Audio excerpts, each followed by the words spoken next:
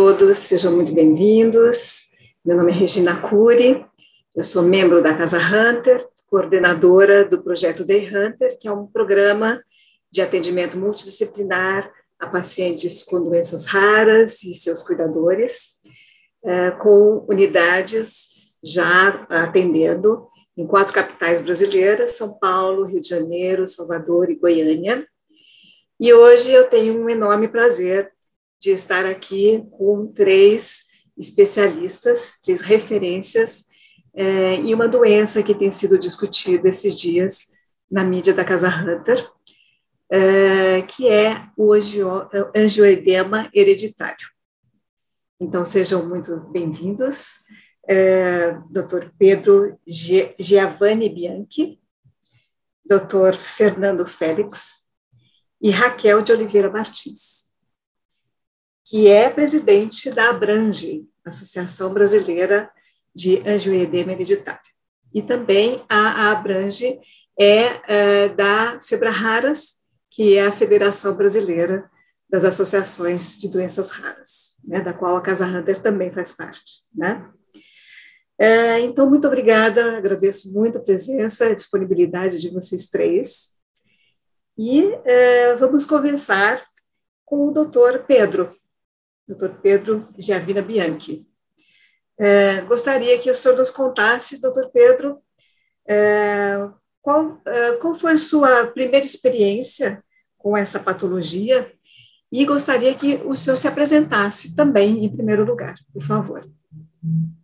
Oi, Regina. Na verdade, é um prazer estar aqui, né? Primeiro, antes de tudo, eu gostaria de agradecer e também parabenizar tanto a Casa Hunter como a Abrange por essa iniciativa, né, para discutir essa doença tão importante que é o angioedema hereditário, né? Eu sou médico, eu me especializei em imunologia clínica e alergia, que é uma das especialidades que mais vê pacientes com angioedema hereditário, mais estuda essa doença, né? E eu me formei, hoje em dia eu trabalho no Hospital das Clínicas, aqui em São Paulo, sou professor associado da Universidade de São Paulo, também tenho uma grande atividade na Associação Brasileira de Alergia e Imunologia, onde a gente trata dessa doença do angioedema hereditário, dá bastante atenção a ela, e também nós temos um grupo de estudo em angioedema hereditário, chamado GEBRAI, e nesse próximo biênio agora eu estou como presidente do GEBRAI, que é justamente um grupo que foi formado por médicos especialistas em 2014, então tem quase 10 anos, para estudar melhor essa doença, conhecer melhor, orientar melhor os pacientes e também fazer pesquisa na área. Então, a gente vê angioedema hereditário desde quando eu era residente, vai um tempo aí, desde 1990. Muito bom. Bom, agora, doutor Fernando Félix, gostaria também que o senhor se apresentasse e nos dissesse como foi o seu primeiro contato com a doença, o angioedema hereditário.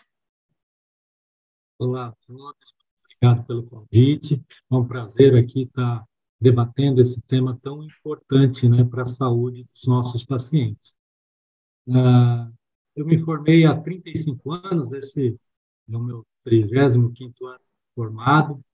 Me formei pela Faculdade de Odontologia de Linz, tenho pós-graduação em endodontia, em oncologia, em acupuntura e habilitação em laser terapia. Eu conheci o angioedema, tomei conhecimento do angioedema hereditário há pouco tempo, embora eu esteja formado há 35 anos, há cerca de 6 anos que eu tomei contato com o angioedema hereditário através de um paciente que veio por indicação.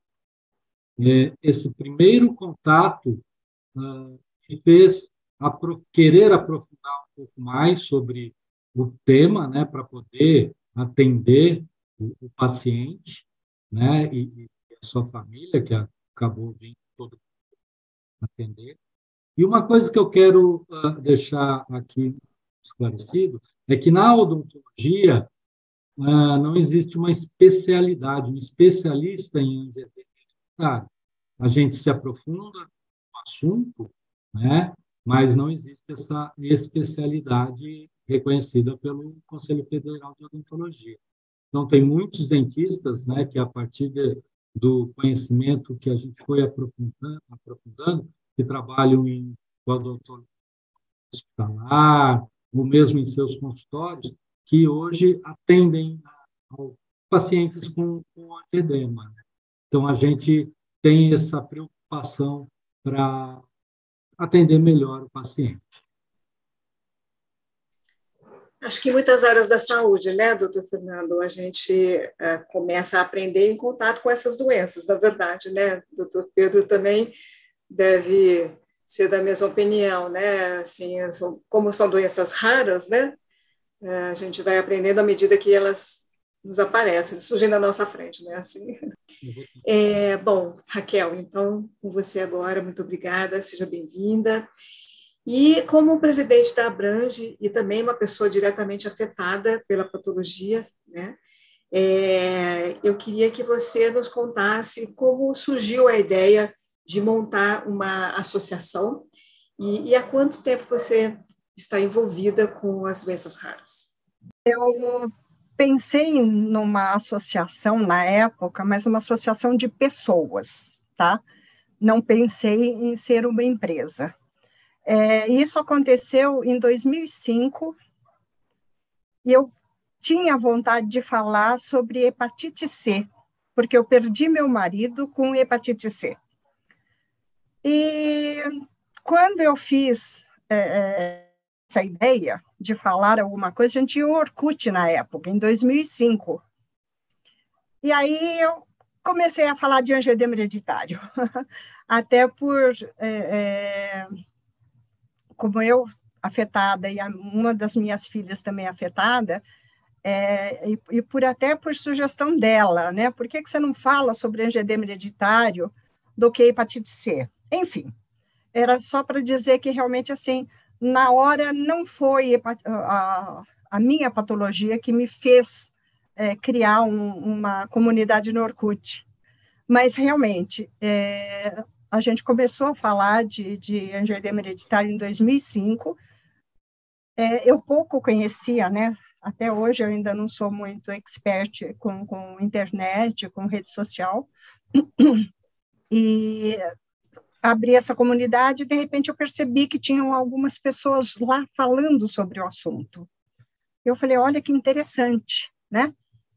E a gente começou a conversar com essas pessoas. Em 2009, uma médica nos encontrou no Orkut e conversou com a gente para que a gente formasse essa associação. Final de 2009, setembro mais ou menos de 2009, na época estava no Brasil um representante da Organização Internacional de Angioedema Hereditário, e a gente, com a experiência, inclusive, deles, né, a gente, então, criou a Abrange. Ela foi registrada como uma entidade em abril final de março de 2010. Estou nervosa, viu? Acho que é porque eu estou sabendo que está sendo gravado. Enfim... Não, relaxa, é a sua história, você já deve ter contado milhões de vezes, então relaxa. É verdade, Então, enfim, e foi dessa forma que a gente começou a falar em angioedema, e começou, porque já em 2009, a gente tinha em torno de uns 30 pacientes já falando sobre a doença, alguns deles já com diagnóstico confirmado, entendeu? 2009? 2009. Já com diagnóstico confirmado. Ela é bem mais antiguinha que a Casa Hunter. Verdade. É porque o meu diagnóstico foi feito em 70, 72, eu fiz o diagnóstico de angioedema hereditário, né? Já é mais antigo. Mas a gente não imaginava, né, ter algumas pessoas já com o diagnóstico de angioedema hereditário em 2009. Mas isso aconteceu, eu já tinha pacientes realmente já diagnosticados em 2009. Então, com o convite, né, no caso, a doutora Anete, com o convite dela, a gente, então, formou a associação. Quando eu assinei, inclusive, o contrato da associação como pessoa jurídica, eu confesso para vocês, eu não dormi a noite toda, porque realmente eu achei que era uma responsabilidade muito grande estar à frente de uma associação que ia tratar com pessoas, né, com uma doença rara. Voltando ao doutor Pedro, essa semana a gente tem publicado bastante conteúdo a respeito do angioedema hereditário, né? E gostaria, então, de pedir que nos explicasse resumidamente o que é a patologia, os desafios associados a essa doença, por favor. Prazer. Na verdade, né, o angioedema hereditário, como o nome está dizendo, é uma doença genética, você tem uma mutação num gene, né? E o que acontece é que a manifestação clínica dessas pessoas que têm essa mutação é uma doença hereditária que é passada de pais para filhos, então, e a chance de um filho ter a doença, sendo que um dos pais seja portador, é de 50%, então metade dos filhos vão acabar tendo esse gene defeituoso, e o que acontece é que a manifestação são crises de edemas, de inchaços, que a gente chama de angioedema. É esse nome que os profissionais da saúde designam um tipo específico de edema, que é um edema localizado, mas pode acometer várias partes do corpo, e que é deformante, e que, ao mesmo tempo, também muitas vezes é assimétrico, pega um lado do corpo mais do que o outro, e vai muitas vezes migrando, né? A gente costuma dizer que essas crises de angioedema é uma doença que vem em crises, que podem durar de 2 a 5 dias, isso varia bastante, de paciente para paciente, mas costuma acometer 6 locais principais. Então, esses edemas, né, os angioedemas, acometem, a gente fala da face, aqui a boca, aqui a orofaringe, que a gente fala, a laringe, e essa acometimento de laringe é um dos principais problemas da doença, porque a laringe é uma região aqui onde o ar tem que passar para chegar nos pulmões, então o que acontece, um dos grandes riscos, né, o pior acometimento da doença é justamente esse acometimento de laringe, porque pode levar à asfixia, e além disso também a gente tem um acometimento muito frequente das extremidades, mãos, pés, também da genitália e os quadros abdominais, que também são muito incapacitantes. O paciente que tem edemas das alças intestinais, eles mais ou menos se comportam como se tivessem algum quadro até cirúrgico abdominal, por exemplo, como se tivesse uma apendicite, uma colicistite. Muitas vezes, se o diagnóstico não é feito de uma maneira certa, são operados inadvertidamente, pensando que estão ali tendo uma crise de apendicite ou colicistite, né? Então, a pessoa tem esses edemas, então, infelizmente, uma doença, como a gente tem comentado muito, ela é rara e, por isso, é muito pouco conhecida pelos profissionais de saúde, pela população em geral. Então, ela acaba sendo subdiagnosticada, muita gente é portadora desse angioedema e não sabe, e corre esse risco de vida. Quando você não faz um diagnóstico preciso, a estimativa é que 1/3 tem o risco de ir a óbito, de morrer por causa desses edemas de laringe, né, que levam à asfixia por falta de oxigenação, porque se obstrui a passagem do ar para os pulmões. E, então, a doença que o paciente, além desse risco de morte, ele também tem o que a gente chama de morbidade, sofre muito e tem sua qualidade de vida reduzida por conta dos diversos ataques, mesmo ataques que não são tão graves como de extremidades, que muitas vezes são incapacitantes, a pessoa não consegue estudar, não consegue trabalhar, e tem uma baixa qualidade de vida não só para a família, como também, não só para o paciente em si, mas a própria família toda sofre junto, né? Então, são pacientes que têm muito também associadamente às crises de inchaço, de edema, quadros de ansiedade, depressão, e acaba sendo um círculo vicioso, porque o próprio estresse leva a mais crises leva a mais ansiedade, mais depressão. Então, se você não corta esse círculo vicioso, cada vez você pode ter um agravamento do quadro do paciente, né? Então, é muito importante eventos como esse, justamente para a gente alertar sobre as doenças, as principais manifestações, para que o paciente possa ser diagnosticado de uma maneira correta. A gente tem uma estimativa que o paciente, claro que com o tempo, a gente fazendo eventos como esse, a gente tem melhorado muito, mas a gente tem ainda um longo caminho pela frente. Um paciente do primeiro sintoma, da primeira crise de edema, de angioedema, até você fazer um diagnóstico, em média, demora 10 a 15 anos. Então, são 10 a 15 anos que o paciente está sob um risco muito grande de asfixia por edema de laringe e que ele está sofrendo muito com edemas inexplicados, que muitas vezes são tratados como quadros alérgicos, e daí são tratados de uma maneira equivocada também, porque o tratamento é totalmente diferente, os medicamentos são diferentes. Então, é importantíssimo eventos como esse para a gente justamente aumentar a conscientização sobre essa doença, o angioedema hereditário. Doutor Pedro, e para um médico desconfiar que possa ser um quadro diferente de uma alergia, né? O que chamaria atenção seria a repetição desse quadro, é isso? A repetição é característica dos edemas de repetição, mas a gente acabou fazendo alguns sinais de alerta para os profissionais de saúde, né? E a gente até fez uma brincadeirinha que a gente tem tipo um acrônimo para lembrar disso, porque a sigla do angioedema hereditário, AEH, de angioedema hereditário, né? E daí a gente põe 4 As, o E e o H. Então, os 4 As é justamente isso. O primeiro A é edemas de repetição, esses inchaços de repetição. O segundo A é que esses edemas acometem o abdômen, né, as alças intestinais. Então, você tem angioedema abdominal. E isso é incomum, por exemplo, num quadro alérgico. Você não costuma ter essas crises abdominais em outras causas de edemas de angioedema. Esse é um diferencial. O terceiro A é que esse angioedema não melhora, por exemplo, com antialérgicos, que comumente são usados por causa alérgica. Por exemplo, um antistamínico, um corticoide. Esse é o quarto A. Desculpa, o terceiro A. E o quarto A é que o paciente não tem urticária, que é outro acometimento de pele, que é muito comum nos quadros alérgicos, você não encontra no angioedema hereditário. Então, são alguns sinais que levam o médico a suspeitar que, na verdade, talvez ele esteja frente a um quadro de angioedema um pouco diferente, que não seja de origem alérgica, né? Depois o E vem de estrógeno, vários tipos de angioedemas hereditários são muito mais associados nas mulheres, então o estrógeno seria um fator agravante, e o H é justamente de hereditariedade, o fato de ter várias pessoas na mesma família sofrendo da doença. Se bem que aí tem um porém, né? A gente tem que ter cuidado, porque 20 a 25% dos pacientes com angioedema hereditário não contam que não tem ninguém na família que também sofre da doença. Ou seja, são a primeira pessoa, a gente chama de caso índice, que tiveram a mutação.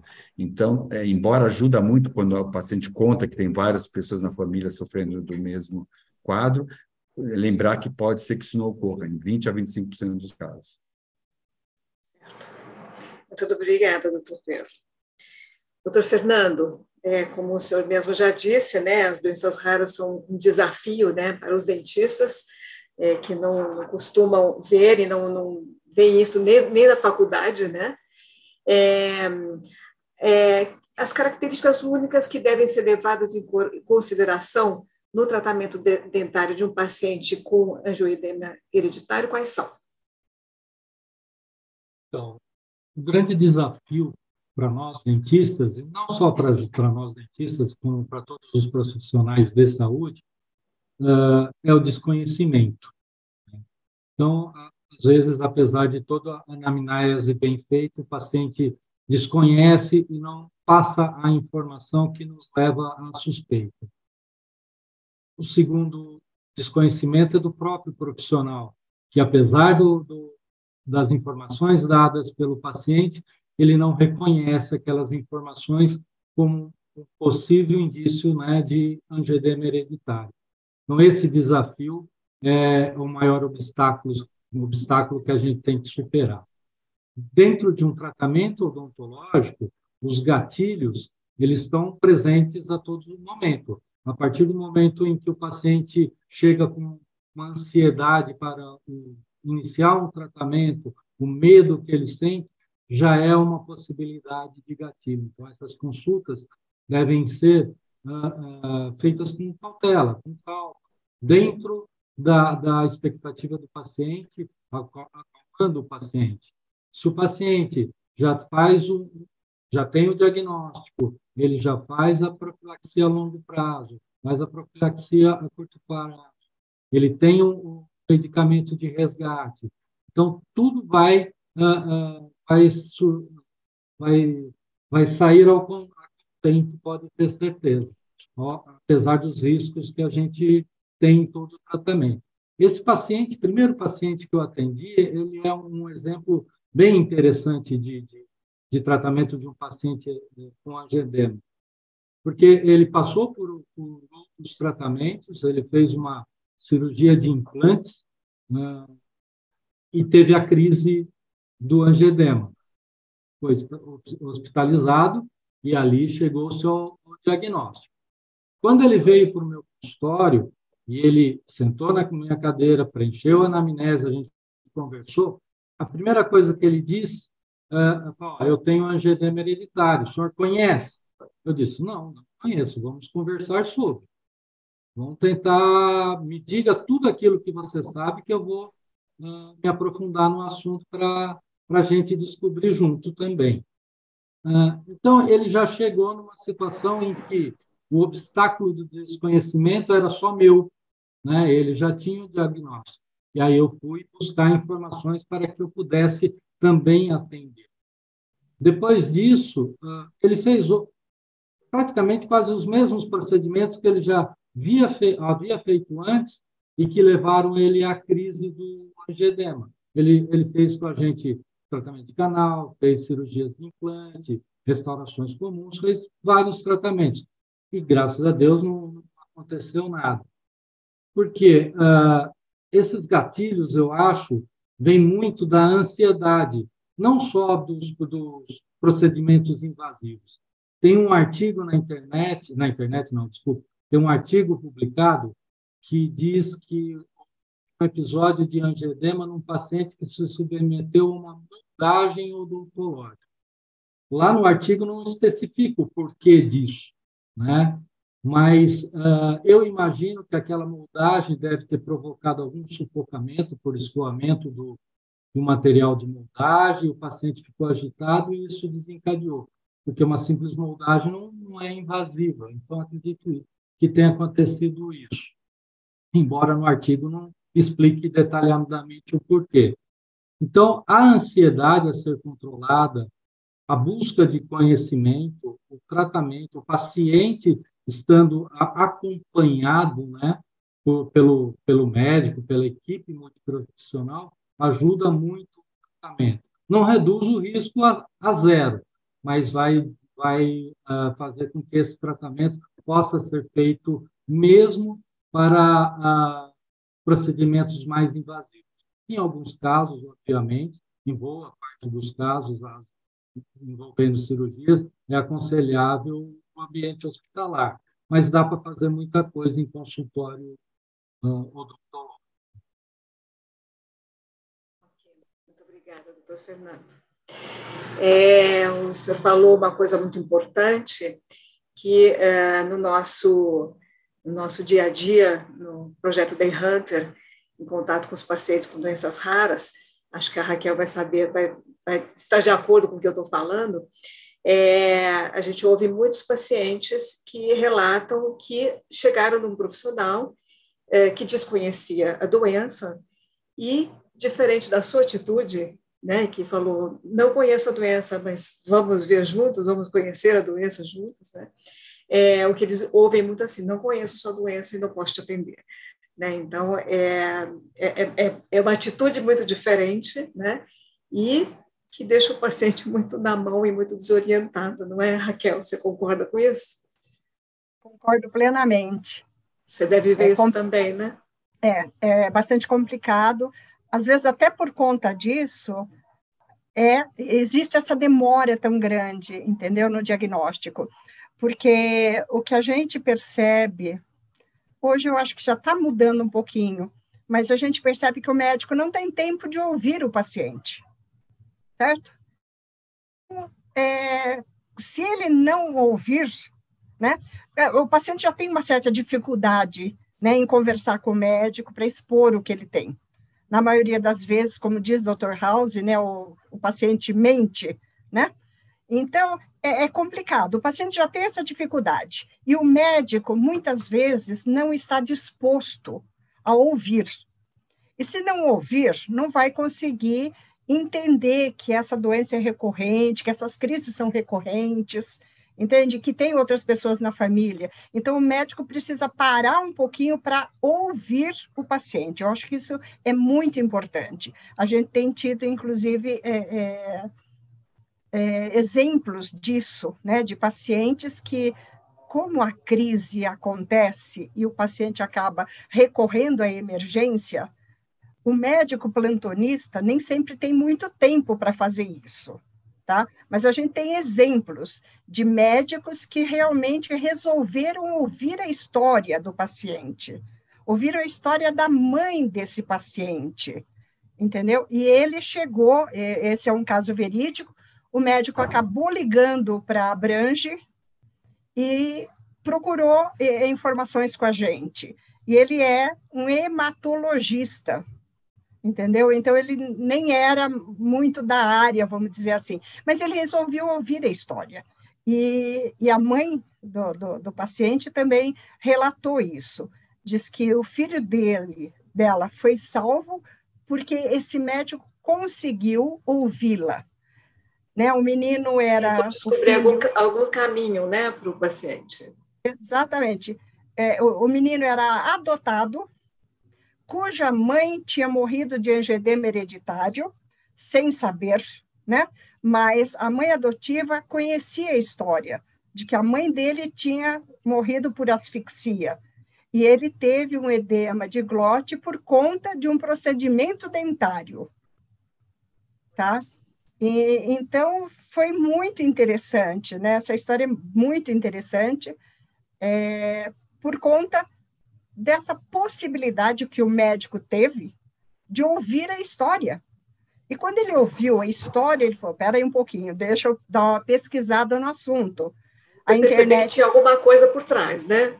Exato. A internet, nesse caso, ajuda bastante, né? Porque ele buscou a internet e encontrou a gente. E a gente conseguiu dar um caminho para esse médico aí na época. Apelamos para os médicos que estão sempre, né, de mãos dadas com a Abrange. Conseguimos medicamento, inclusive, para esse paciente na época, e deu tudo certo. Né? Deu tudo certo. E o que a Abrange tem conseguido desenvolver, que ações a Abrange tem conseguido desenvolver para chamar a atenção dos profissionais para o angioedema hereditário? Uma ação que, assim, eu batalhei bastante no início para ter era fazer parte dos congressos de alergia e imunologia que acontece todo ano, né? Os congressos brasileiros de alergia e imunologia todos os anos. Então, batalhei muito no início para conseguir um espaço. A gente conseguiu isso durante vários anos. Infelizmente, o ano passado, que foi o primeiro presencial depois da pandemia, a gente não teve condições, tá, de participar. Infelizmente, foi aqui em São Paulo, mas passou, né? Porque eu acho que esse é um espaço muito importante para a Abrange poder, inclusive, apresentar o trabalho que ela desenvolve com esses pacientes. E nós precisamos do médico, tá? Então, a gente está entre o médico e o paciente. E a gente tem que fazer com que essas duas pessoas se deem as mãos, né? Para chegar ao diagnóstico e para levar ao tratamento. Porque sem diagnóstico, é como eu sempre digo, não adianta você ter medicamentos de primeira linha, né, de resgate e tal, se você não tiver o diagnóstico. O diagnóstico é o primeiro passo. Tá? E, infelizmente, a gente percebe, até por pesquisas que já foram feitas, de que o pediatra é o que menos faz diagnóstico de angioedema hereditário, quer dizer, de uma doença que a criança nasce com ela. Né? Mas, como o doutor Pedro comentou, né, os edemas abdominais são muito próprios de criança, né? Tem dor de barriga, a criança tem dor de barriga o tempo todo, né? Então, é sempre tratado dessa forma. E aí fica difícil se o pediatra realmente não se alertar para entender e para conhecer angioedema hereditário. Felizmente, nós temos muitos médicos pediatras que são alergistas e isso facilita muito, entendeu? O diagnóstico do paciente. E o que eu sempre digo, tem que ouvir o paciente. Sim. E a gente percebe, então, que são algumas especialidades que estão envolvidas no diagnóstico, na percepção do diagnóstico e no tratamento do angioedema hereditário, né? E aí Desculpa. Fala, por favor, Raquel. A Abrange tem por objetivo, né, identificar esses profissionais. Claro que o alergista imunologista realmente está no topo da nossa lista, certo? Mas a gente precisa de ginecologistas, de dentistas, a gente precisa de pessoas, inclusive, da estética. Hoje, inclusive, não só a mulher quanto o homem, eles procuram muito essa parte da estética. E os profissionais da estética também não conhecem angioedema hereditário. E num procedimento desse pode acontecer. Nós tivemos um caso que foi amplamente divulgado aí na mídia, de uma menina que fez um procedimento nos lábios, para aumentar os lábios, e teve uma crise de angioedema. Ela foi até um caso bastante interessante, porque ela falou que tinha uma pessoa na família, e o caso foi divulgado como angioedema hereditário. Mas eu acho que esses profissionais também precisam saber da doença, e a gente precisa correr atrás, né? Correr atrás. E uma coisa que a gente orienta muito o paciente: não esconda a sua doença.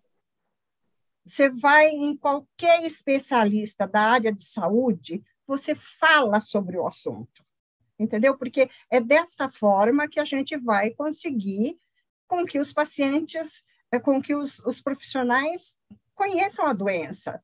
Eles não têm bola de cristal. Evitar tratamentos inadequados, né? Se o paciente já chega e fala do quadro, né? Ele está evitando que algum tratamento inadequado seja iniciado, né? Teve uma paciente, eu gosto de colocar casos, né? Mas teve uma paciente que ela falou: mas adianta, viu? A gente procura. Eu procurei, inclusive, o hospital para poder conversar sobre o assunto, falar, mas eles não têm muito interesse. E aí ela estava desanimada. Eu falei: olha, não desanima, porque é assim mesmo. Só que, com certeza, no momento em que você falou da doença, dos seus problemas, esse hospital, esses médicos, eles vão atrás.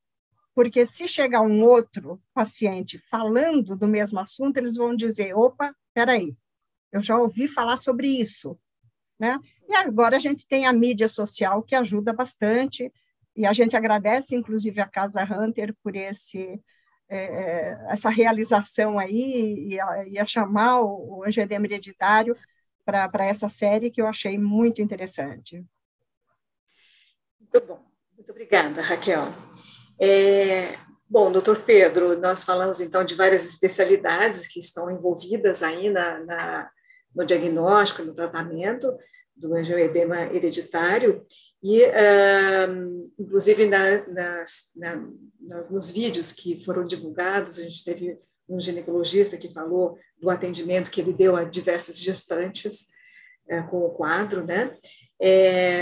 Você citaria outras especialidades que estariam envolvidas nesse tratamento? E aí eu gostaria de fazer uma outra pergunta. Numa situação ideal de diagnóstico precoce e o início de um tratamento precoce, a gente tem a melhora do quadro do paciente em que grau? Sim, na verdade, acho que tanto o Fernando como a Raquel já pontuaram vários aspectos muito importantes da doença, né? Realmente a doença, na verdade, a gente tem que fazer um trabalho não só com profissionais de saúde, mas com toda a sociedade, né? Porque você tem tanto o caso daquele paciente que ainda não tem seu diagnóstico, então ele tem que chegar a esse diagnóstico. Então, o conhecimento da população como um todo ajuda nisso, mas também aquele paciente que já tem o diagnóstico, como foi o caso desse paciente que procurou o Fernando, e ele teve, né, já tinha o diagnóstico, e o Fernando teve, então, a conduta, né, de justamente ir atrás, que muitas vezes não é o que a gente observa na maioria dos casos, mas ele, então, teve todo o cuidado, né, essa atitude bem louvável de ir atrás e se informar mais sobre a doença. Mas realmente é uma doença que tem que ser encarada em termos multiprofissionais, né? Não é só de multidisciplinar dentro, só na medicina, né? Então, tem que ser multiprofissional. Então, realmente, os dentistas são, por exemplo, às vezes, a primeira pessoa que vai se deparar frente a um paciente tendo uma crise, mas pode também ser uma enfermeira, num pronto-socorro. Então, realmente, um fisioterapeuta, então a gente tem que ser multiprofissional e multidisciplinar. Se a gente pegar um imunologista clínico, um alergista bem formado, certificado pela associação, hoje em dia praticamente não existe imunologista que não conheça a doença e não saiba tratar. Então, eu acho que na nossa especialidade, o principal desafio é realmente cada vez mais ter acesso a tratamentos mais eficazes, oferecer tratamentos mais eficazes e justamente estudar esses vários aspectos da doença. Mas, em termos de diagnóstico e conhecimento da doença, acho que 100% dos imunologistas clínicos e alergistas, hoje em dia, chegamos a essa taxa de conhecer a doença, né? Mas tem outros diversos especialistas que realmente precisam conhecer melhor. Então, além, por exemplo, dos dentistas, realmente o procedimento dentário é um dos grandes fatores que podem desencadear uma crise, mas qualquer ato cirúrgico, então, no caso de ginecologista, uma cirurgia, ou no caso do parto, por exemplo, o próprio anestesista na sala anestésica, às vezes está operando ali, independente de qual seja a cirurgia, né, um paciente e que não saiba ser portador de angioedema hereditário, e outros diversos profissionais, né? Então, realmente, acho que é um trabalho que a gente tem que ter de toda a sociedade e multidisciplinar, para a gente cada vez mais levar esse conhecimento da doença e alertar sobre o risco de esses pacientes correm, uma vez, principalmente quando eles não têm diagnóstico próprio. Uma coisa importante também é que esse paciente tem que estar orientado, porque, por exemplo, Fernando foi lá e talvez tenha tido uma certa dificuldade em ter conhecimento sobre a doença. Então, esse paciente tem que, tem que ser bem orientado também para o profissional, no sentido que ele tem que ter por escrito um plano de ação do que fazer durante uma crise de angioedema hereditário. Então, tem o site da Abrange, tem o site do GEBRAE, onde a pessoa, o profissional de saúde, pode se informar, porque isso realmente acontece muito. O paciente, muitas vezes, chega num hospital, no pronto-socorro, fala que é portador de angioedema hereditário, mas o médico, naquela correria do dia a dia, frente a um monte de pacientes ali naquele pronto-socorro lotado, muitas vezes não tem tempo hábil ou então até negligencia o tratamento desse paciente. Então, ele tendo alguma coisa escrita, ou tendo acesso a sites, ou um telefone de contato nessas ocasiões, isso é fundamental, porque fica mais fácil essa orientação do colega numa emergência, por exemplo, né? Então, outra especialidade que a gente fala que é muito importante a gente fazer todo um projeto, um programa de conscientização, seria os emergencistas, que a gente chama, né? São justamente os profissionais que estão nos pronto-socorros, na linha de frente ali, que vão pegar o paciente em crise, numa crise mais grave. Então, realmente é um trabalho, a gente evoluiu muito mais uma vez, mas ainda temos um grande caminho aí pela frente e continuar evoluindo. Obrigada, doutor Pedro. Doutor Fernando, e pensando dessa mesma forma, como o doutor Pedro estava falando, na área de odontologia, existe algum grupo de discussão do angioedema hereditário? Eu desconheço, mas específico para angioedema eu desconheço. Eu sei que tem alguns centros universitários, você tem essa preocupação, né? Já tenho conhecimento de discussões sobre isso, mas especificamente falando, de forma mais contínua, eu desconheço. O importante, como o doutor Pedro falou, a Raquel falou, é o trabalho em equipe, né? O dentista, ele não trata do angioedema, assim como ele não trata de diabetes, ele não trata de problema cardíaco, mas ele contribui muito para o bom andamento desse tratamento, né? A saúde bucal é importante para tudo isso. Então, a mim, como dentista, cabe a cada momento e a cada oportunidade falar sobre o angioedema ou de outra patologia que eu tenha conhecimento. Então, a gente sempre está em discussões sobre temas novos. E cada vez que se tem oportunidade, eu procuro falar sobre isso. Regina, na verdade, o Fernando é um odontólogo diferenciado. Ele, na verdade, ele faz Certeza, já percebi, doutor Pedro. Ele faz parte do GEBRAE, só comentando que esse grupo de estudo em diadema hereditário não é só para médicos, né? Então, na verdade, é para profissionais de saúde, e da qual faz parte, inclusive, biofísicos, bioquímicos, que, inclusive, fazem a parte de pesquisa experimental da doença, né? Então, na verdade, é um grupo multiprofissional, justamente onde o objetivo maior é estudar a doença e tratar melhor os pacientes com angioedema hereditário de uma maneira multiprofissional e multidisciplinar. E para o profissional que se interessar, doutor Pedro, como é que ele acessa o GEBRAE? Depois acho que vocês poderiam deixar o link, mas tem tanto um site como até Facebook, Instagram, então a gente pode deixar depois o link para o pessoal, assim como da Abrange, né, que a Raquel deve deixar também, para o pessoal ter maior acesso. Tá ótimo. Muito obrigada. Bom, Raquel, você como mãe de paciente e paciente também, com angioedema hereditário, né, responsável por uma associação que é dedicada a esse tema, você pode dizer, na sua opinião, qual a importância da abordagem multidisciplinar para essa doença? Bem que eu acho que você já nos disse bastante, né? Teria alguma coisa para acrescentar, Raquel?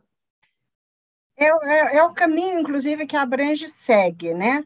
De conseguir identificar profissionais que realmente possam tratar a doença, possam conhecer realmente a doença, para que os pacientes não passem por esse desconforto, né? De muitas vezes até já com o diagnóstico, e a Abrange tem, né, um cartão de identificação para o paciente que tem o registro com a gente, e muitas vezes ele não tem um bom atendimento, não só do médico, né, mas em geral. Enfim, não é culpa do médico, né? De repente tem a impressão de que a gente está aí crucificando o médico, não é isso. E é o que eu sempre aviso os pacientes, né? Médico não tem bola de cristal. Se você não informar, ele também não vai saber. E o médico, a formação médica, também é privilégio nosso de educar esse médico, né? Porque o médico sem paciente, posso dizer isso, doutor Pedro? Não é nada, né? Porque ele precisa, porque o paciente é o ferramental do médico, né? É com o paciente que ele vai poder usar todo o conhecimento técnico, científico que ele tem. Mas se o paciente não informar, né, direito, o médico não tem essa bolinha de cristal, não. Tá? Não vai saber exatamente como tratar a gente ou como chegar a um diagnóstico se a gente realmente não der informações claras, precisas, né? Contar tudo. Porque eu percebo que tem paciente que conta a história para mim, porque sabe que eu sou paciente, mas não conta para o médico porque ele tem vergonha de contar para o médico. Então, é complicado. Bem, eu, como portadora da doença, né, eu me recordo que em torno de 6 anos eu tive a minha primeira crise, e aos 8 eu tive uma crise bastante grande por conta de uma extração dentária que foi feita, né, na escola. Infelizmente, o doutor Fernando, o dentista, né, escolar da escola pública, resolveu arrancar um dente meu, que já era definitivo, né, nessa época, porque acho que não tinha como tratar, né, uma cárie, exatamente, eu não sei dizer. E eu tive um angioedema que eu sangrei durante uma semana, né, o espaço meu de tempo é uma semana, que pode ter sido uma semana de 7 dias ou de 5, e só sarou porque o médico, de repente, né, no último dia, me deu um líquido cor-de-rosa para tomar. E eu tomei esse líquido e acabou o edema, né? Mas acabou porque estava já na curva de acabar. Foi isso realmente que aconteceu. Então, eu já tinha perdido minha mãe, por conta de um edema de glote, né, escrito no atestado de óbito dela. Então, já conhecia a história. Eu fui criada pela minha avó, porque eu tinha apenas 7 anos quando a minha mãe se foi, e a minha avó, eu cheguei a ver alguns edemas dela. Então, a gente tinha essa herança materna, né, do angedema hereditário, que não se sabia o que era na época. Passei por tudo que o doutor Pedro falou, né? Fiz extração de amígdalas por conta de angedema hereditário, fiz extração de apêndice por conta de angedema hereditário. Eu me recordo até, eu tinha uns 16 anos, e o médico, eles guardavam, né, a peça cirúrgica e mostrava para a gente. E quando o médico me mostrou, eu lembro bem dele ter falado isso. Por que eu tirei esse apêndice tão bonitinho de você? Né? Então, por quê? Porque no dia que fizeram a cirurgia, eu já não estava mais com a crise de angedema, né? Então, ele estava no aspecto bonitinho que ele não dava antes. Então, a amígdala também foi bem dessa forma. A extração de amígdalas também passei muito mal, tive um edema grande, né, de pescoço na época. Enfim, eu vim, por exemplo, desde a minha infância, conhecendo a história, né? Ela tem a mesma doença que a mãe dela.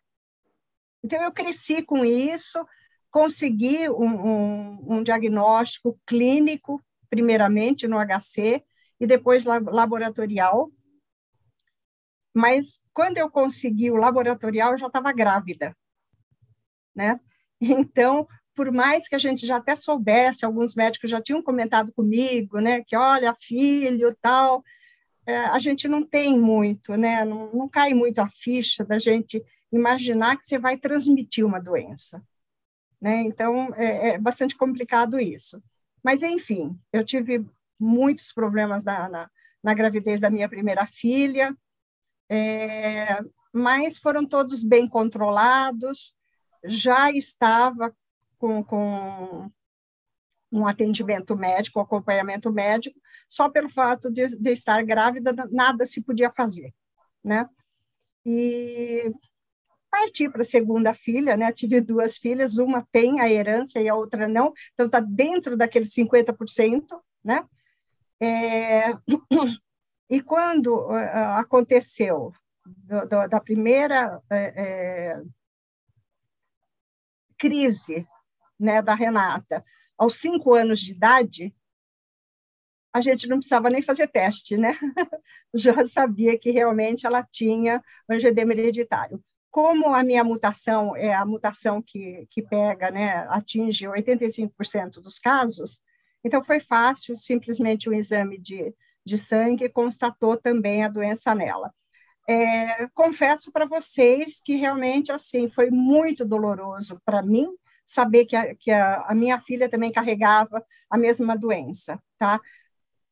Eu podia suportar muita coisa, mas você vê a criança, né, já tendo essa doença que você transmitiu, isso dá uma sensação muito, muito desagradável para a gente.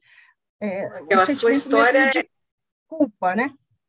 E a sua história, né, Raquel, ela já conta tudo sobre a doença no paciente e no histórico familiar, né?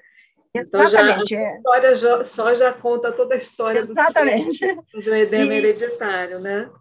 E eu passei, né, por toda a minha vida, tendo esses episódios todos, né, que hoje são relatados, eu tive todos eles, eu passei por tudo isso, né? Então, eu acho que, assim, eu conheço bem a angedema hereditário. Por isso que, às vezes, assim, eu adoro, né, o trabalho que eu faço na Abrange. Porque eu consigo passar para o paciente toda essa minha história. Então, se eu estou aqui, estou bem, estou convivendo com a doença, né? Consegui me profissionalizar, fiz tudo, tal, e convivo exemplo, com a né? doença. Você é um exemplo que você mesma pode mostrar para as pessoas que passam pela associação, né, Raquel? Quando a pessoa tem o diagnóstico, geralmente assim, aquele diagnóstico meio frio, né? Você tem uma doença que não tem cura, você tem uma doença cujo tratamento é difícil, cujo medicamento é muito caro, entende? Então, a pessoa começa, por que eu? Né? Então, é uma angústia, é uma solidão muito grande. E, então, quando eles encontram a associação, isso já dá um alento, né? E eu faço esse trabalho mesmo. Eu falo que, assim, eu trabalho para o paciente. Acho que esse é o maior trabalho das associações, é o que a gente tenta fazer, né? Acolher esses pacientes e dar esse alívio inicial, né? Para que eles possam iniciar os tratamentos, né? E aí, falando dos tratamentos, doutor Pedro, eu queria que o senhor me dissesse se o senhor já comentou algumas coisas sobre tratamentos, né? Se o senhor teria mais alguma coisa a acrescentar e dizer no manejo dos pacientes o que mais existe aí de promissor, de novo, de promissor, né? E comentar também sobre esses diagnósticos. Eu vi muito nesses depoimentos que foram transmitidos na rede social da Casa Hunter, diagnósticos muito tardios, né? Quer dizer, a criança já com sintomas, mas o diagnóstico mesmo recebido com mais de 30 anos, né? Isso tem mudado, doutor Pedro? Tem sim, né? Então, a gente comentou, né, vários aspectos e realmente no tratamento a gente evoluiu muito nos últimos anos, né? Então, ninguém quer ter doença alguma, ninguém quer ter angioedema hereditário. Mas eu acho que a gente podia falar um pouquinho dos pontos positivos e um pouco sermos até otimistas quanto a essa doença, que a gente tem até agora a gente falou muito das barreiras, das vários problemas que está na doença, do diagnóstico que demora a ser feito, né, nesse período que a pessoa sofre com risco realmente de ter asfixia por edema de laringe, mas uma parte assim otimista dessa doença, uma parte que um fator positivo é que o tratamento evoluiu muito nos últimos anos, né? Então, a gente já tinha tratamentos no passado, realmente o primeiro passo é conhecer mais os pacientes, fazer esse diagnóstico mais precoce, isso é fundamental. Então, esse diagnóstico tem que ter um acesso mais amplo, então os profissionais de saúde todos têm que conhecer mais. Mas, uma vez diagnosticado, hoje em dia, eu costumo dizer que a gente já tem desenvolvido e vai continuar desenvolvendo, cada vez saem novos remédios, mas já temos medicamentos que são amplamente eficazes. A gente tem tratamento suficiente para ter um manejo pleno do paciente com angioedema hereditário. O problema, como a Raquel falou, muitas vezes ainda é o custo de alguns desses tratamentos e o acesso.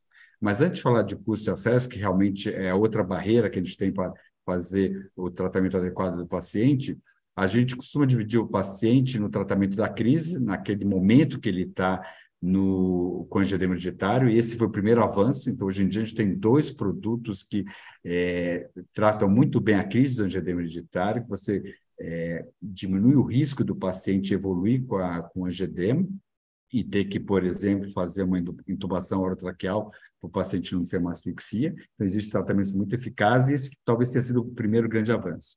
E depois, além do tratamento da crise, você tem o que a gente chama de profilaxia a curto prazo, que seria, por exemplo, você sabe que aquele paciente vai se submeter a uma situação de risco. Por exemplo, ele vai no Fernando, vai fazer um tratamento odontológico que é mais traumático, maior. Então, ele tomaria alguns medicamentos para, durante o tratamento, ter um menor risco de vir a desenvolver uma crise de angioedema hereditário. Isso seria uma profilaxia que a gente chama a curto prazo.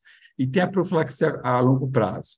Aquele paciente que tem muitas crises, que tem crises mais graves, que tem uma qualidade de vida muito acometida durante a doença, e também que não tem acesso ao tratamento da crise, por exemplo. É diferente um paciente, por exemplo, que mora do lado do Hospital das Clínicas, que ao ter a crise, ele sabe que chega no Hospital das Clínicas vai ter lá o medicamento que é designado para tratar a crise apropriado. É diferente de um que mora, por exemplo, na cidade do interior, onde as pessoas, os médicos, os profissionais, infelizmente, desconhecem a doença e também não têm acesso a esse medicamento mais.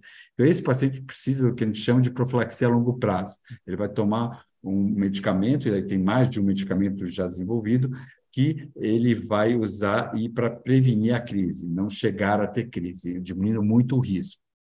Então, dependendo do medicamento, ele pode tomar esse medicamento, por exemplo, 2 vezes por semana, ou até um medicamento que é tomado a cada 2 semanas ou a cada mês. Então, isso tudo evoluiu muito. Então, o paciente, hoje em dia, dá para ser tratado. A gente não fala em cura, como a Raquel falou, porque isso é uma doença genética, a gente só vai falar em cura um dia que a gente tiver a terapia gênica e a gente conseguir mudar esse gene defeituoso do paciente, mas a gente consegue deixar o paciente em remissão, ou seja, sem atividade da doença através dos tratamentos que a gente tem hoje em dia. Então, sim, isso é possível. O grande desafio nessa parte de tratamento realmente é o acesso e o custo dessa medicação, né? São medicamentos que tanto na rede pública como na rede privada, a gente ainda não tem acesso a eles, ele não está no rol de procedimentos da Anvisa, que são aqueles medicamentos onde os seguros de saúde são obrigados, né, a dispor ao paciente, e na rede pública eles também ainda não estão disponíveis, fora raras exceções. Então, um dos grandes batalhas nossa agora na doença é justamente garantir acesso aos pacientes a essas novas medicações que foram desenvolvidas para tratar tanto a crise como as profilaxias do angioedema hereditário. Ótimo ouvir isso, né, doutor Pedro? Muito obrigada, então. Nós estamos chegando ao fim desse nosso encontro. Agradeço ao doutor Pedro por todas as informações a respeito da doença, do tratamento e esses novos tratamentos, né? Agradeço ao doutor Fernando por mostrar a importância do conhecimento por parte dos dentistas, né? E assim, fiquei admirada de ver alguns casos, né, onde o angioedema, o gatilho, né, para o angioedema acaba sendo o tratamento dentário, né, doutor Fernando? Então, muito importante a sua participação e todas as suas colocações aqui conosco. E muito obrigada, Raquel, também, por mostrar que vocês estão junto aí com os pacientes, batalhando por eles, com eles e por eles, né? E avisar a quem está nos acompanhando que fiquem atentos aí às publicações que estão sendo colocadas nas postagens da Casa Hunter a respeito do angioedema hereditário. Até o próximo encontro. Obrigado, parabéns. Parabéns a vocês.